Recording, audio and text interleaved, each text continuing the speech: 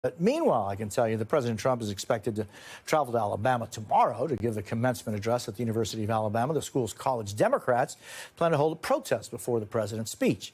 At that protest, former Texas Democratic Congressman Beto O'Rourke is expected to speak. And Beto O'Rourke joins us this morning. He is also the founder of the activist group Powered by People. Beto, it's always a pleasure to see you, my friend. I thank you for your time. I was just curious how you would grade President Trump's first 100 days in office. He's failing by any measure that matters to anyone. You know, our pocketbook, our retirement fund, the economy, our jobs, investment in industry, everything that we care about and that matters to us in our day-to-day lives. And then more importantly, what matters to us as Americans, our Constitution, the rule of law, and our very democracy are all worse off for 100 days of Donald Trump. And here's the good news in all of that. It is provoking a response everywhere across this country. As you mentioned, I'll be in Tuscaloosa, Alabama tomorrow, but I was just in Waco, Texas, in Denton, Texas this weekend. Both places, more than 1,000 people came out, Republicans, Democrats, independents, not for a candidate or for a political party, but they're standing up to be counted for our country at this moment of truth. And it is pretty damn inspiring because we've gone through some rough patches before as a country, and it takes us a little while, but we always come through. So we're going to get through this one, and we're going to be the better and the stronger for it. Why do you think that the state of the Democratic Party, at least in the eye of the majority of Americans, has fallen to the level it has? And, you know, some polls show 27% support for the Democratic Party. Why has that happened? And if we are in a moment of truth, Beto, where is that truth breaking through when you have, I guess, the majority of the American people that don't see the Democratic Party as the party that can cut through and give those truths?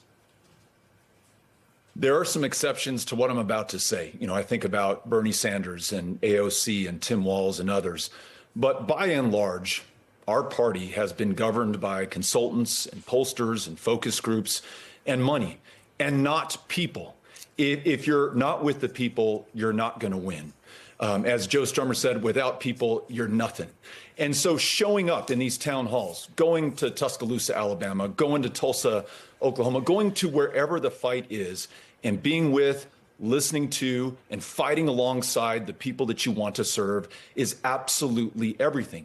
And those Democrats who will heed this lesson and answer the call of the people of America not only will be successfully politically in these next elections, but they'll be the leaders who will bring us through this trial that we're undergoing right now. Last thing on this, you know, I know that we're concerned about the lack of due process, these deportations, not just of Kilmar Abrego Garcia, but young U.S. citizen children, including those with cancer who are deported without their medications.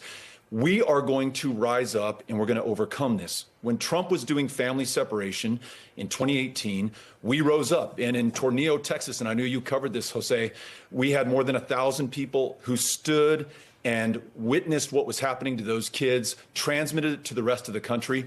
Within days, Trump rescinded that family separation policy. So public sentiment, as Lincoln said, is everything. So all of us have to do all that we can with what we have, where we are, stand up at this moment of truth and be counted, push back, fight back until we win.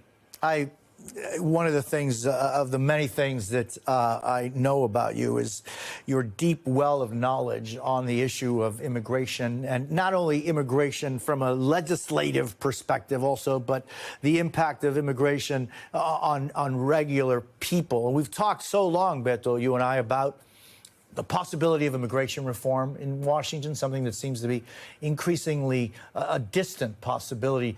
The border is virtually shut down under President Trump. How do you see this changing, evolving? Is there any light for example, the possibility of some comprehensive immigration reform to happen? There is, believe it or not. You know, the president has overreached. And what he's done, as we just learned from the New York Times poll this week, is was actually deeply unpopular amongst the American public, even though this might have been a decisive issue in his election victory in November. This is something that is now unpopular across the country.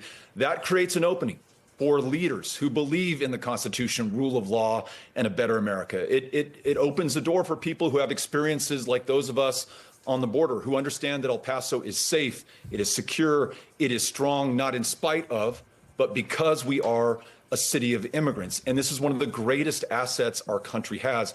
Now, the test is going to be for the next Democrat to occupy the White House, especially if they have majorities in the House and Senate, because we saw it in 2009, we saw it in 2021, and in both of those Democratic administrations, they did not make immigration a priority.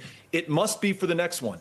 If we fail to do that, that opens the door to a would-be tyrant like Trump, who will suspend due process, who will try to destroy the Constitution, and not just pursue immigrants and undocumented immigrants, as we've seen, but also deport U.S. citizens, as he's already done and as he's promised to do more of. So, look, the ball is in our court right now as Democrats who believe in this country of immigrants, asylum seekers, and refugees that still stands as the greatest hope on the planet today. I'm looking forward to that leadership right now, and Trump has given us that opportunity with these deeply unpopular policies. You say the next Democrat to occupy the White House. What kind of Democrat do you think that will be? And Beto, when you're talking about how the structure and infrastructure of political organizations has for so long been in the hands of so few, how do you change that reality and that dynamic? You know, there's a lot of talk within the Democratic Party about whether we should moderate, whether we should be more progressive, where we are on the political spectrum. I really think this is a binary choice at this moment. You are either going to stand and fight, or you are going to surrender. And I'm in the part of my party that wants to stand and fight. Fight on every front, on every single issue, fight back against every single attack against every American who's being pursued by this administration right now, and fight for a better country, an administration that will replace the one that we have right now and really deliver for every single American, regardless of geography or party or any other difference between us. The power, again, Jose, in my opinion, is with people. You know, our group, Powered by People, empowers everyday Texans. We don't ask their party affiliation. We say, no me importa if you're Republican, if you're Democrat, if you're independent. If you want to get to work saving this country, we'll train you, we'll certify you as a volunteer deputy registrar, and we'll get you out there bringing new voters onto the rolls, staying in touch with them, and turning them out ahead of the next election. We're not waiting till 2026 or 2028. We're doing the work right now, today, because this is when it matters. Beto O'Rourke, it's always a pleasure. I thank you for your time.